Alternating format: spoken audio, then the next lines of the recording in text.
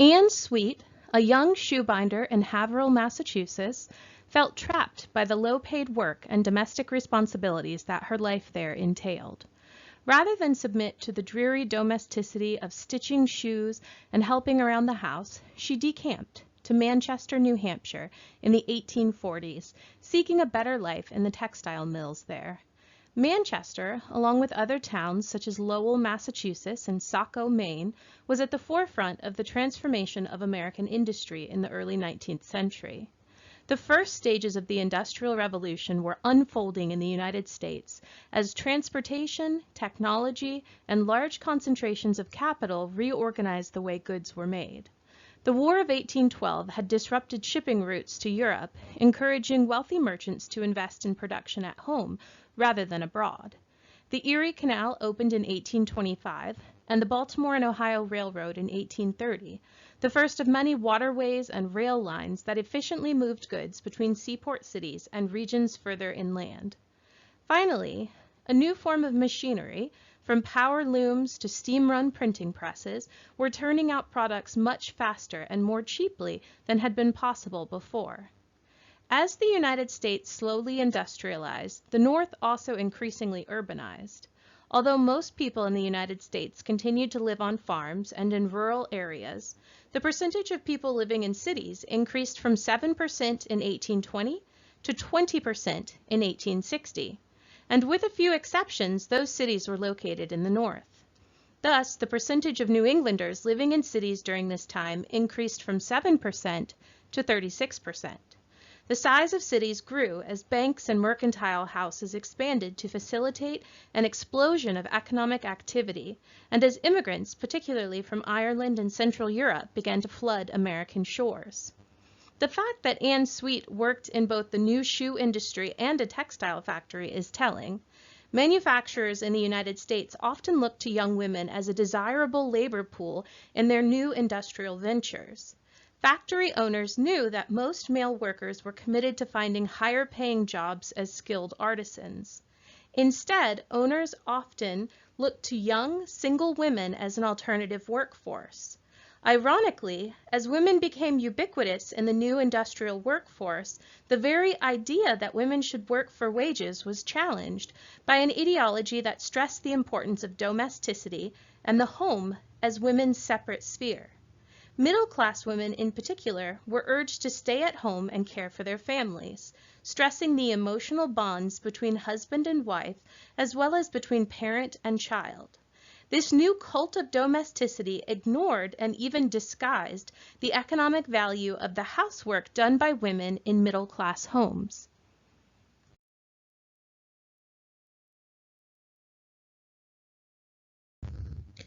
The 19th century was a difficult time for many of the young men who came of age. They had expected to train as apprentices in trades their parents helped them choose, and then to establish their own shops and to experience the independence that came from being able to support themselves and their families. Indeed, the entire concept of citizenship in the new republic was tied to ownership of land, so owning one's shop meant political independence as well as economic independence. The Industrial Revolution made these goals more difficult to attain, as small shops gave way to large industry and ownership gave way to wage work.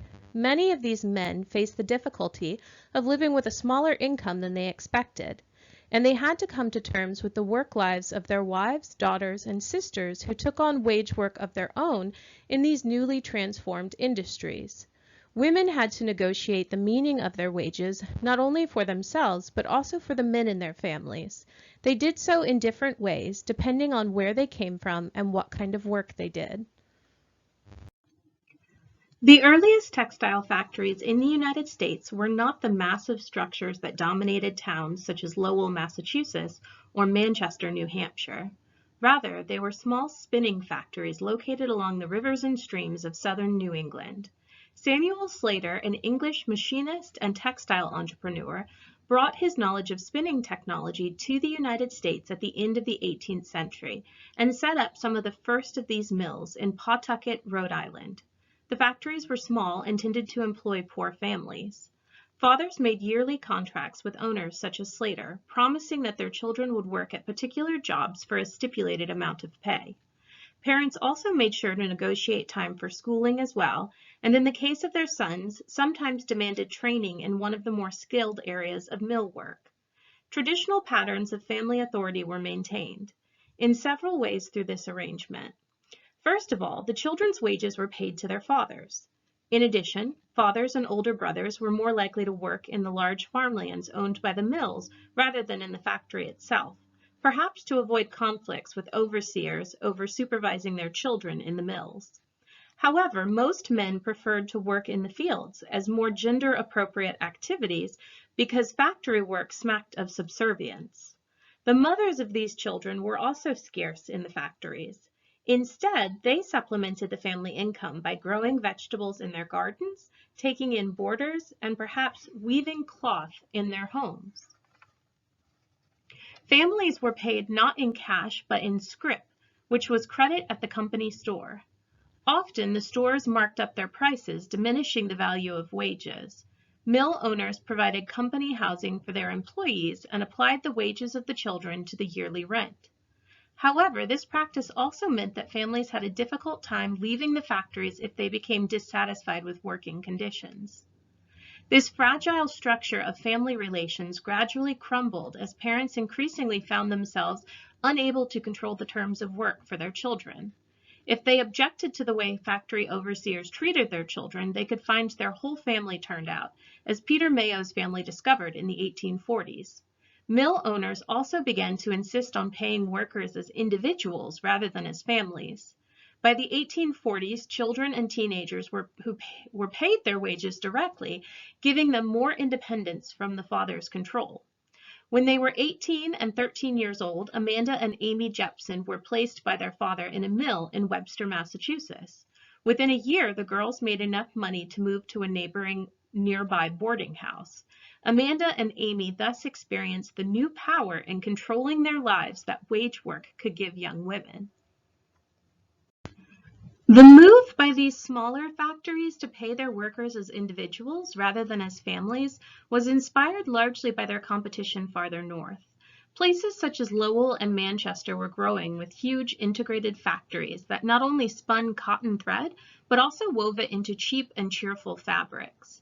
New technology, particularly the development of the power loom, had mechanized the manufacture of cloth by the early 19th century, and factory owners were eager to find unskilled workers to run the machinery.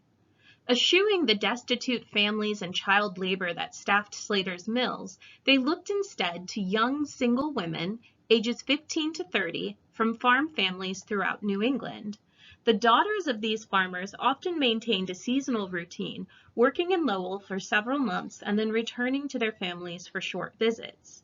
Many kept up this pattern, entering and leaving the payrolls of large companies such as the Hamilton, the Appleton, the Suffolk, and the Lawrence, until they married several years later. These patterns of employment were so successful that by 1860, the factories of New England employed over 60,000 women. For these young women, work in a large textile factory was a ticket to independence. In a factory town such as Lowell, for example, a newcomer could make only about 44 cents per day. But more experienced workers made from 66 to 78 cents per day. These were among the top wages a woman could make at this time, though they were still below what men were paid for similar labor. Some young women contributed their wages to family needs, such as a brother's education or their parents' mortgage, and all were responsible for paying for room and board at their dormitories, but most managed to save some of their wages for their own goals: education, dowries, and new clothes. Culture and education also drew young women to Lowell. The women patronized a wide variety of lyceums, churches, and clubs. Famous authors came from around the country and the world to see the factories and lecture to rapt audiences. Many of these workers came from country towns where even good sermons were hard to come by, so the churches were equally exciting. Factory hands usually did not come from families that were able to afford the tuition of a female academy, but with the cultural riches surrounding them in towns such as Lowell, they still got an education. Cheap fabrics produced by their textile factories meant that fashionable clothes also were within their reach. Still, criticisms were raised about the choices these young women were making. Women were not supposed to work for wages, nor were they supposed to be traipsing around the countryside on their own, so respectability was an issue. One of the ways factory owners in large towns such as Lowell and Manchester dealt with the issue of respectability was to provide company dormitories supervised by a matron. In Lowell boarding houses, curfews were strictly enforced in an effort to make sure young women spent their nights under maternal supervision. Many young women also exerted peer pressure to make sure their friends behaved, and boarding house keepers intervened when they felt their charges were behaving improperly. The young women in the factory towns of New England were not the only ones swept into the new world of industrialization. Other women found wage work in their own homes, particularly in the rapidly reconstituted trade of shoemaking. This sort of industrialization relied not on machinery, but rather on division of labor. Sarah Trask, who lived at home with her widowed mother and brother in Beverly, Massachusetts, stitched shoes together in between household chores. If she was lucky, she made $1 a week, money that probably contributed to her family's comfort as well as her own. Shoe binding was an activity Sarah shared with her female friends.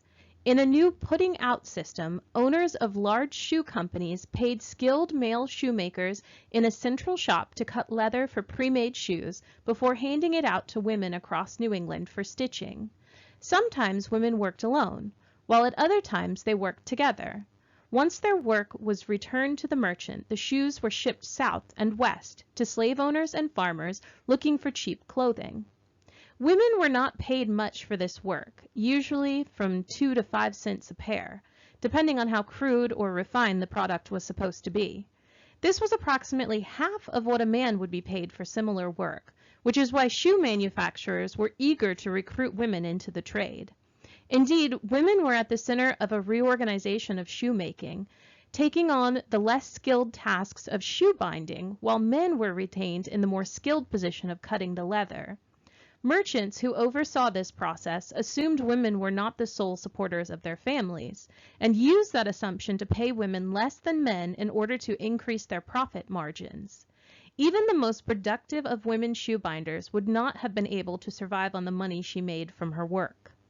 Many single women abandoned shoebinding for more lucrative opportunities in the mills, but others did not have that flexibility. Many of the women who worked as shoebinders were married and contributing to a family wage economy. Their husbands were farmers or fishermen who were not making enough to support their families, or their husbands were shoemakers who had seen their incomes decrease as a result of this new industrialization of the shoe trade. So in between housework and caring for their children, women stitched shoes to help make ends meet. It was not the most lucrative employment available for women, but for those who needed to be at home to care for their children and do their housework, the small amounts of money they made contributed to the economic stability of their families. This family wage economy was an adaptation of an earlier tradition in which wives and daughters had helped the men in the family making shoes.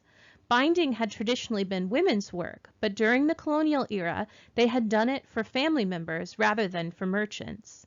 They had not been paid a wage, but that did not matter because the profits came to their families. In the new system, families lost most of that profit. While industrialization was transforming the New England countryside, the financial backbone and trading networks that facilitated this new economic world lay in the rapidly growing cities. Here too, young women arrived from rural areas and took many of the new jobs available. In cities such as New York, immigrants also poured in from England, Germany, and most of all, Ireland after 1820, so that a housing crisis ensued. Old houses were broken up into apartments to squeeze in more families. Kitchens and parlors were combined in these newly created tenements, and if lucky, tenants would have a couple of cubicles in back for sleeping. In these crowded settings, working mothers struggled to provide a home for their children while trying to earn enough money to feed them. Most did so by taking in laundry or sewing for the rapidly expanding trade in ready-made clothing. During the first half of the 19th century, seamstresses in New York earned between 75 cents and $1.50 per week. A single woman might get by on this amount, but a woman trying to support her family could not. As was the case with shoebinders, employers assumed that women were not family breadwinners in the wages they paid, though in many cases women were trying to support their families without the assistance of a husband. Thus, many of the poorest women supervised their small children who scavenged for firewood and food to supplement their mother's wages. The women also worked as informal tavern keepers, selling food and alcohol to neighbors, often from their kitchens. As a result, their homes were places of work and public socializing, as well as places where their families lived. Single women in New York found the opportunities provided by wage work to be more liberating than they were for mothers with children. Young, single women found employment in bookbinderies and dress shops or in other small manufactories that existed throughout the cities. However, domestic servitude was the most common form of employment. Although wages in 1835 averaged only $1.50 per week, servants were provided room and board so that they had an opportunity to save some of their wages. Still, domestic work was an unpopular alternative as young women found their social independence curtailed by long hours and strict supervision. Shop girls and servants in New York City sometimes joined churches or attended lectures, but many found that the streets themselves offered entertainment. Sallying forth in groups, young women headed to the Bowery, where they encountered high-spirited young working men and opportunities for dancing and theater going. Young women and their beaux would see variety shows at Vauxhall Gardens or visit ice cream parlors, which had become a popular venue for socializing after a new method was developed for cheaply making the frozen delicacy. On summer evenings, they also took boat rides and on holidays short trips to Staten Island. The young women of the Bowery used their money not only to venture out, but also to buy brightly colored clothes that caught their fancy. The bold colors favored by working girls drew attention to their bodies, as did the tighter-fitting skirts they favored. Their hats revealed their faces rather than shielding them from public view. The dresses of these working women were fancy enough to show the independence they gained from their wages and revealing enough to signal a rejection of middle-class codes of modesty. In cities such as New York, where young working women were less supervised than in towns such as Lowell, and where the streets were an accepted place of socializing, slight misunderstandings of body language could have severe consequences. A young woman out with her friends was understood to be respectable and protected, whereas a young woman who ventured out alone faced the possibility of seduction or rape. She could be mistaken for a prostitute, or her solitary state could signal boldness and sexual interest. Court cases from that time reveal a number of women raped by one or more men who assumed them fair game. The streets of large cities such as New York were dangerous for young women, in part because the expanding commerce in sex rendered the behavior of young women ambiguous. In New York City, for example, several thousand prostitutes plied their trade during the antebellum period, probably somewhere between 5 and 10% of the young women in the city. The sex trade was one of the largest enterprises in New York, exceeded only by the clothing trade in terms of dollars spent.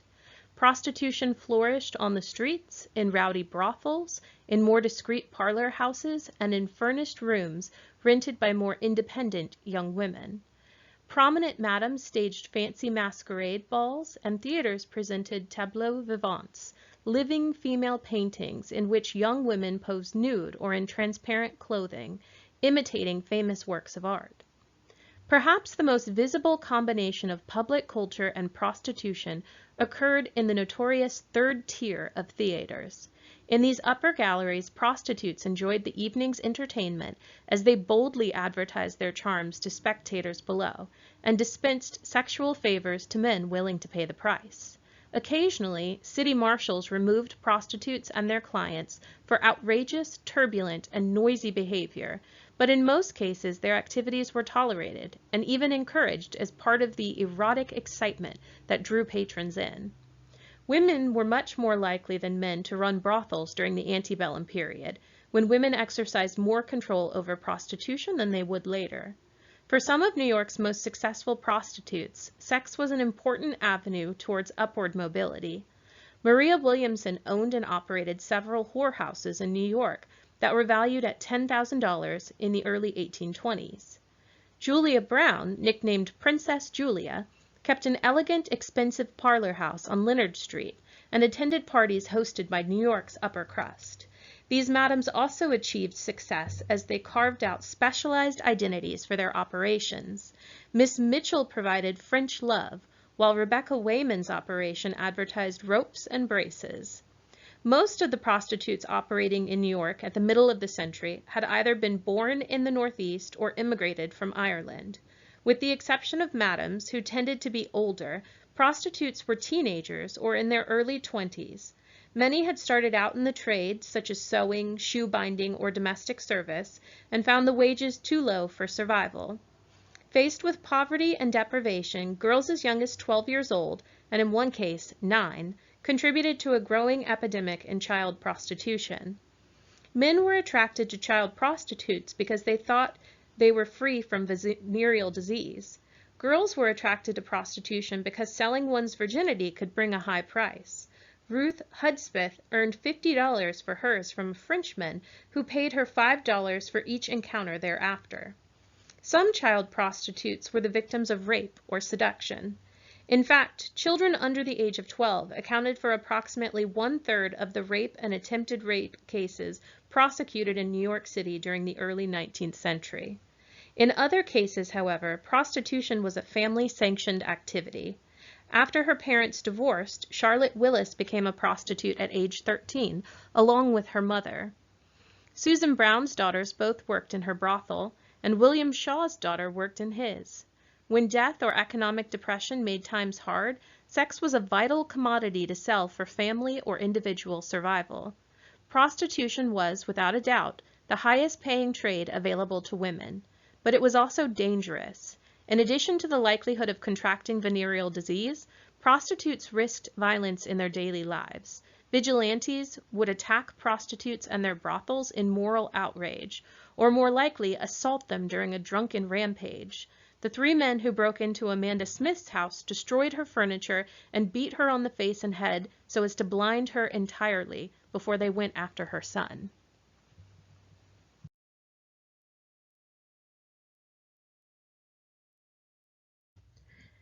In cities and towns throughout the North, the new industrial economy meant a change in the living and working arrangements for many who were caught up in it. In earlier years, artisans and merchants had lived above or near their shops, an arrangement that allowed their wives and children to easily help them. Home and workplace were closely associated, if not actually the same. As shops and stores became larger during the course of the 19th century, they were more likely to be located some distance from the homes of the owner and his employees. For women who stitched shoes or shirts, their homes were still clearly places of work as well as rest. But for women of the emerging middle class, whose husbands were clerks or shop owners or successful artisans, the workplace had moved, and their homes were increasingly viewed as moral and emotional retreats. This did not mean that middle-class women did not work. It simply meant that their work was construed differently than it was for wage-earning women. It wasn't recognized as work. Lydia Maria Child, a famous author and abolitionist, reviewed her domestic activities in 1864. She made afghans, towels, pillowcases, and curtains for her home. Almost every day she cooked dinner and breakfast, swept out the kitchen and the rest of the house, and filled lamps. She also managed to write the literary pieces for women and children that supported her and her impecunious husband. Laundry was not on her list, so she was probably fortunate enough to have someone to help with this chore, an overwhelmingly exhausting activity that usually took 2 full days to complete. Not only was Child a loving wife, but she was also the linchpin of what little financial security they had. In Utica, New York, Lavinia Johnson had her feet more firmly planted in the middle class than did Child, but her work was no less arduous. From doing laundry and ironing to washing windows and dusting, or tending her garden and preserving fruits and vegetables, Johnson kept busy year-round. She was a devoted mother, but she was also a workhorse.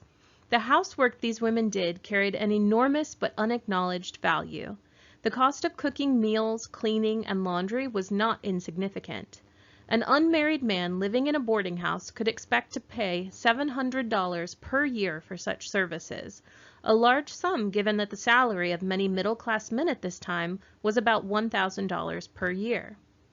In addition to their unpaid housework, many middle-class women also brought in cash for their families or bartered for goods. Most women did not follow the lead of Lydia Maria Child and write for a living, but many engaged in the more prosaic activity of taking in boarders. Among Lavinia Johnson's neighbors in Utica, about 1 in 5 women cooked, washed, and cleaned for paying guests. In addition, women could earn cash selling kitchen fat, rags, berries, and eggs from their kitchen gardens. The cash generated by these activities provided the family with important resources for gaining a foothold in the middle class. A mother who took in boarders relieved her teenage sons of the responsibility of working to contribute to the family's well-being. As a result, teenage boys could stay in school longer and get the education they needed for the growing number of white-collar jobs. These young men pushed into the middle class, aided by the work their mothers carried on at home. Although a housewife's contribution to the family economy was quite significant, it was hard to recognize. The very houses families lived in muted the economic activity that was occurring there. Parlors grew in importance as the focal point of the new middle class. Furnished with soft carpets and upholstered furniture, these rooms allowed families to demonstrate their middle-class status through the purchase of consumer goods. The mother presided over family gatherings in the parlor, reading to her children or encouraging prayer. She also welcomed friends and hosted social events here, creating the impression that the home was a site of consumption rather than production, a site of leisure rather than work. The middle-class home was invested with new significance by many of the leading authors of the day. The home was the place where mothers nurtured Christian consciences, trained young patriots, and fostered civilization. Such work was critical to the well-being of the nation, and it required careful training on the part of the women who were charged with this task. No one spelled out the significance of domesticity more clearly than did Catherine Beecher, and she did so in clear, practical terms in her best-selling Treatise on Domestic Economy. Beecher first published this book in 1841 and reissued it yearly for the next 15 years. In 1869, she enlarged and revised the book with her sister, Harriet Beecher Stowe, in another bestseller, The American Woman's Home. Beecher's book was filled with practical advice for young wives about how to make their homes run smoothly. She told them precisely how to set their tables, the kind of plumbing system they needed for a good kitchen, and the best kind of diet for a growing family. She gave women tips on how to save time when doing household chores if they could not afford a servant to help them. She showed women how the body functioned so that mothers could attend to sick family members. Beecher did not simply offer practical advice in these works. She also argued for the larger significance of these household activities, championing what scholars have since called the cult of domesticity. She argued that a woman's home was an important complement to the democratic institutions of the new nation, and that one could not function without the other. In the home, moral, religious, and civic values were fashioned. Ideals of civilization were upheld. Healthy bodies produced healthy minds. Beecher believed that women should voluntarily take on the responsibilities of the home to bring order to their society. Others, such as Sarah Josepha Hale, believed that women had no choice. Hale, the powerful editor of Godey's Lady's Book from 1837 until 1877, believed that women were innately different from men and spiritually superior to them. Presiding over their homes was not simply a choice, but rather the outgrowth of their different natures. Women were physically and psychologically suited to child-rearing and housekeeping, according to Hale, because they themselves were morally pure. Most important, this was a virtue that meant sexual purity.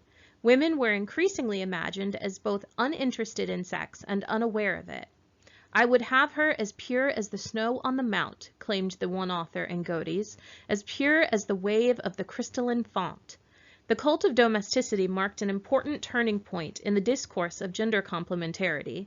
The idea that women were not inferior to men, but simply different, had been growing during the 18th century. Now this idea of complementarity became a cornerstone of middle-class formation. Women were expected to protect their virtue and provide a private refuge for their husbands in the separate spheres of their homes as a counterpoint to the public and morally compromised world of business and politics. The doctrine of separate spheres became an important ideology in the 19th century. Even though women engaged in both public and economic activities within and outside their homes, the doctrine of separate spheres argued that respectable women should not do so. Writers such as Beecher and Hale imagined all women in the United States sharing in this mission. Beecher addressed not only the middle-class women who were busy rearing their families, but also seamstresses and servants who had to support themselves, and Hale covered the struggles of wage-earning women in her periodical. Unfortunately, it was harder for wage-earning women to live up to their ideals. They had not the time to clean or the parlors to use for the private moments of child-rearing. Their homes were obviously places of work as well as refuge. As one farm woman noted, "If ever I had a spear, I must have lost it long ago." This was one of the most problematic aspects of this ideology of domesticity. While democratic on the one hand and assuming that all women could and should live this way, it in fact reinforced distinctions of class because some women, due to economic circumstances, would not be able to live up to these universal ideals. One of the most important characteristics and contradictions of the cult of domesticity was that while it purported to describe universal, natural characteristics of women, in fact, it described a condition most closely associated with the white, middle-class women, particularly in the urban Northeast. The middle class, or the bourgeois, was formed as a social group around a belief in this ideal. One of the ways the northern middle class became powerful was to argue that its ideals applied to all women, not just women of its own group. Just as the middle-class home was no longer viewed as the locus of work in the 19th century, the middle-class marriage no longer centered on questions of inheritance and land. The emphasis on love that had been developing in the 18th century blossomed in the 19th century. While members of the new middle class were certainly aware of economic advantages that could derive from a strategic marriage, they had other avenues in acquiring capital, including their banks and credit ratings. When Mary Smith and Samuel Smith decided to get married in 1834, she wrote to her suitor, "As well as I love my parents, as well as I love my connections to friends, yet all I could resign most willingly, most happily for your sake." Their romantic love trumped any other emotion she felt for family and friends. The families that these couples formed were both smaller and more emotionally intense than those of the colonial period. At the beginning of the 19th century, American families had on average 7 children. By 1850, they had only about 5 or 6 children, and by 1900, about 3 or 4 children. This decline in family size was most pronounced among native-born whites in the urban areas of the Northeast. Here, children were becoming more of an expense than an asset. Whereas children on farms contributed to their family's well-being by taking on a variety of chores, salaried families in the Northeast did not reap those benefits. Indeed, those who set their sights on white-collar work faced the opposite problem of having to pay for educating their sons to take a place in the new middle class. As family size declined and emotional intensity grew, a new philosophy of child-rearing dominated the middle class, a philosophy that eschewed colonial practices of corporal punishment in favor of strategies rooted in love and persuasion. Whereas the colonial father whipped a disobedient child, the 19th century mother formed a child's conscience to make the right choice. A middle-class mother was expected to instill internalized controls that young men and women could rely on as they moved from one community to the next looking for work. The ability to display self-control and a strong conscience was critical in the ability to succeed in a business career and to gain access to credit. But these new forms of socialization also meant that women began to dominate their households during the 19th century. As a system of discipline emerged in which the internal restraints of conscience, nurtured by the mother, replaced the external constraints of physical punishment meted out by the father, women became the heart of family organization. The bonds of intimacy created by the parents were communicated to the children through their mothers. By the middle of the 19th century, the idea that women were naturally lusty was long gone. A virtuous middle-class white woman was expected to know little, if anything, about sex when she got married. Having said this, however, it is clear that men and women continued to have sex in the 19th century. A lot. Indeed, as married couples sought to limit the size of their families in the 19th century, they increasingly associated sex with romantic love rather than procreation. A Christian gentleman was supposed to moderate his carnal passions for the woman he loved, but he was also expected to use sex to promote spiritual intimacy in his marriage.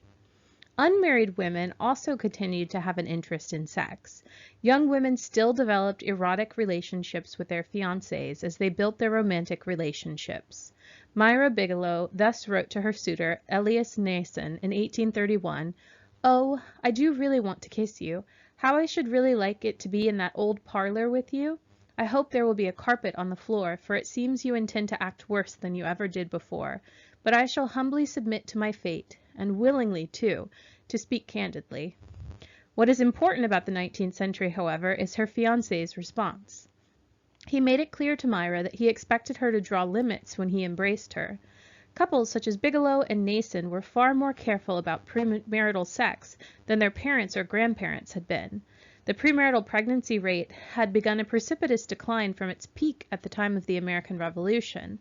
About 20% of the women who married in the 1830s were pregnant, and by 1850 that number dropped to 10%. In the mobile society of the 19th century, young women could not count on their communities to force a marriage if they became pregnant.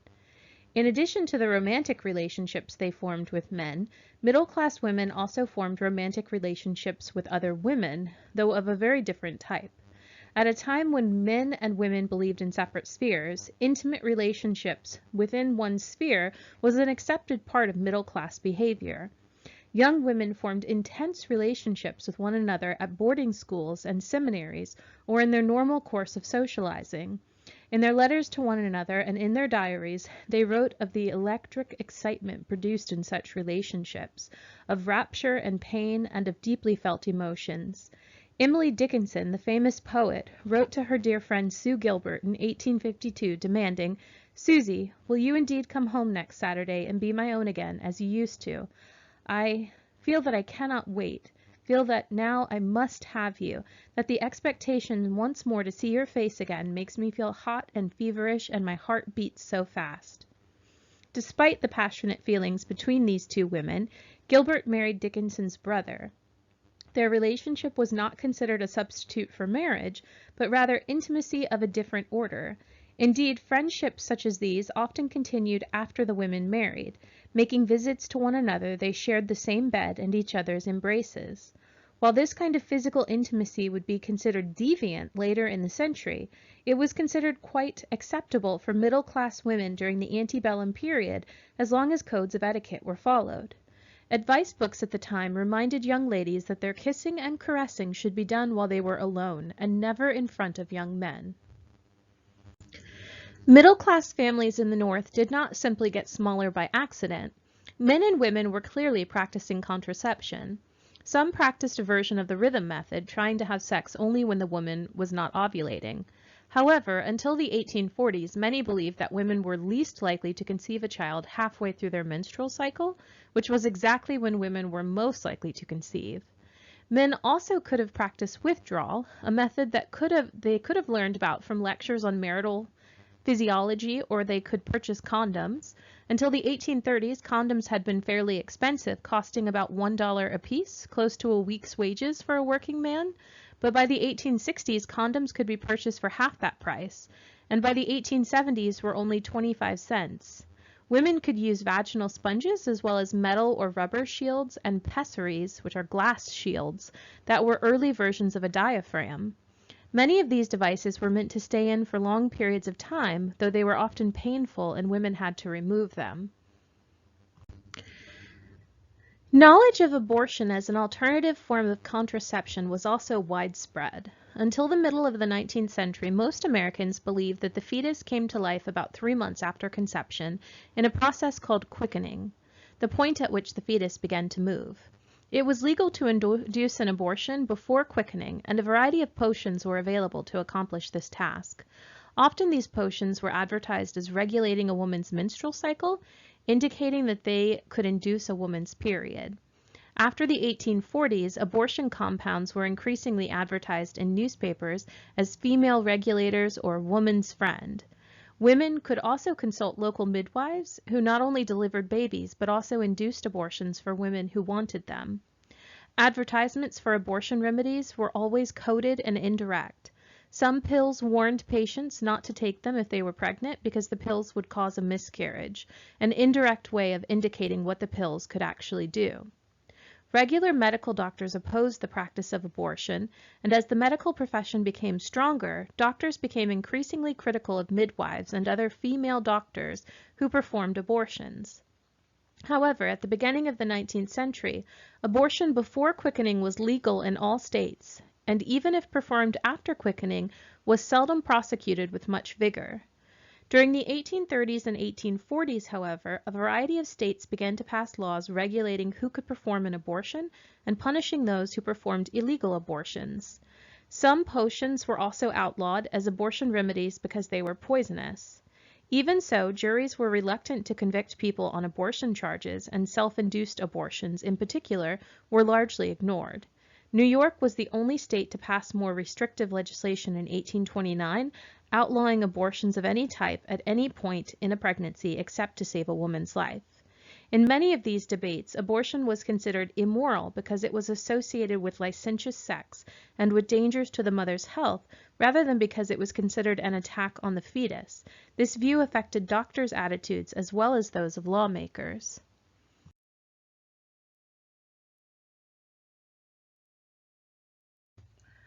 The early stages of the Industrial Revolution, along with the growth of transportation networks and urban centers, opened up a new world of material goods in the United States. It also changed the way men and women in the North worked, and consequently the way in which they related to one another. The family relationships of the colonial period, rooted in shared economic as well as social activities, steadily crumbled in the new world of market relations. Employers looked to women wage workers for cheap labor that would boost their profit margins. In some cases, this brought economic opportunity to young women who had few alternatives on their family farms. For other women, their earnings were far from sufficient to feed their children without additional income from other family members. Yet, even as women took on these new forms of wage work, the very idea of women working came under attack in the domestic literature that circulated, particularly among the new middle class. The cult of domesticity increasingly associated women's virtue with the emotional work of rearing their children. This ideology of a separate sphere, which was celebrated in the literature of the day, masked the economic value of the work that many middle-class women did, at the same time that it cast suspicion on the morals of the many women who took on wage work to support themselves and their families. Yet the middle-class home and the factory were products of the same economic transformation that was changing the place of women in Northern society. And in both places, women often were asserting themselves, either morally or economically, in new ways. Some women found independence in their wages, while other women found new power in the moral influence they wielded in their homes.